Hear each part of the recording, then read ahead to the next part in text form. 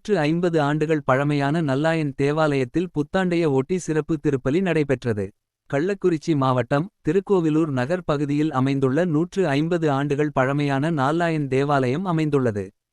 இந்த தேவாலயத்தில் இன்று ஆங்கில புத்தாண்டு 2024 ஐ ஒட்டி நள்ளிரவு 11 மணி முதல் 2 மணி வரை சிறப்பு திருப்பலி நடைபெற்றது. அருட்தந்தை அலெக்ஸ், பங்குத்தந்தை கிளிட்டஸ் ரெக்ஸ் தலைமையில் புத்தாண்டு சிறப்பு திருப்பலி நடைபெற்றது. இந்த திருப்பலியில் திருக்கோவிலூர் மற்றும் அதனைச் சுற்றியுள்ள பல்வேறு கிராமங்களை சேர்ந்த 1000த்திற்கும் அதிகமான கிறிஸ்தவர்கள் கலந்து கொண்டனர்.